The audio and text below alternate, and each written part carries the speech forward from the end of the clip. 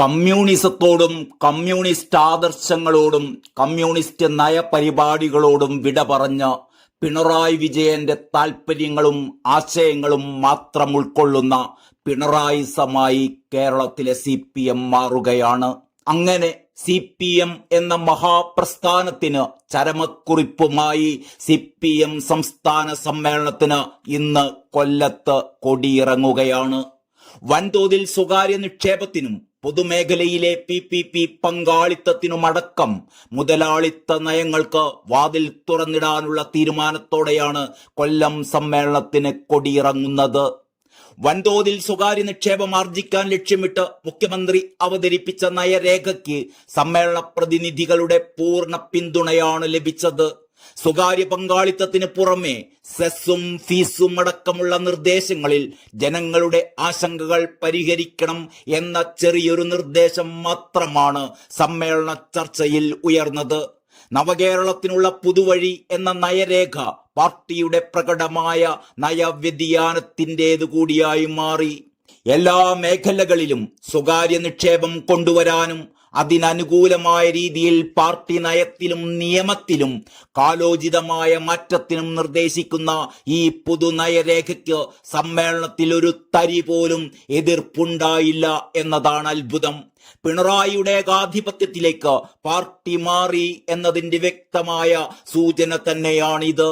Communist പാർട്ടിയുടെ കേന്ദ്രബിന്ദു party secretary എന്ന സ്ഥിതിയും ഇതോടെ പിണറായി പൊളിച്ചെഴുതിയിരിക്കുകയാണ്.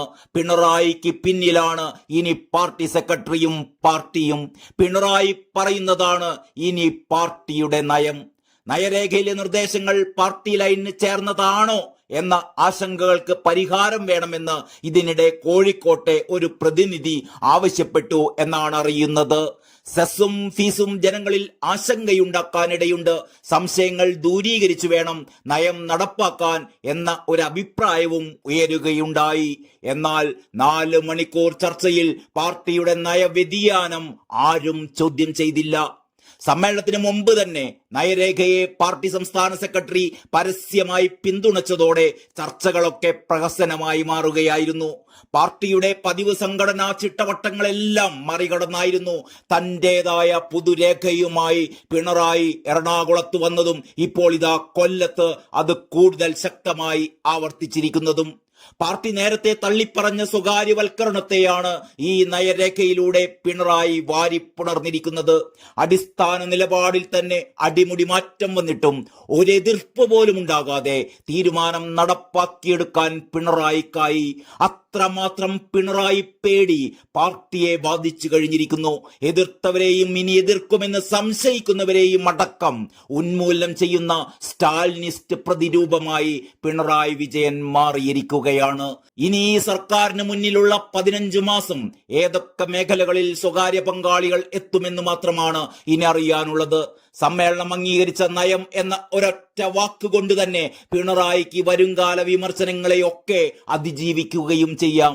താനല്ല പാർട്ടിയാണ് ഈ നയവ്യതിയാനം വരുത്തിയതെന്ന് പൊതുസമൂഹത്തെ തെറ്റിദ്ധരിപ്പിച്ച് വിശുദ്ധനാകാനും പിണറായിക്ക് കഴിയും.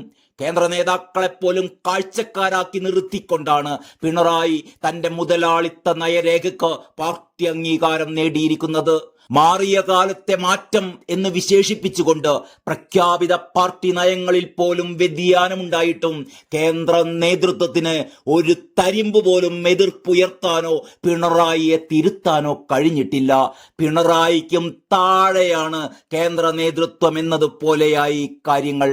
പിണറായി വിജയനെതിരായി സംസാരിക്കുന്നവരാരും ഇനി പാർട്ടിയിലുണ്ടാവില്ല. അതേപോലെ പിണറായിയെ തിരുത്താൻ ശക്തിയുള്ള കേന്ദ്ര നേതൃത്വവും ഇല്ലാതായിരിക്കുന്നു. 1964 VS അച്യുതാനന്ദന്റെയും മറ്റും നേതൃത്വത്തിൽ രൂപം കൊണ്ട CPM എന്ന മഹാപ്രസ്ഥാനം ഈ സംസ്ഥാന സമ്മേളനത്തോടെ പിണറായിസം എന്ന സ്റ്റാലിനിസ്റ്റ് പ്രസ്ഥാനമായി മാറി എന്ന് ചുരുക്കം.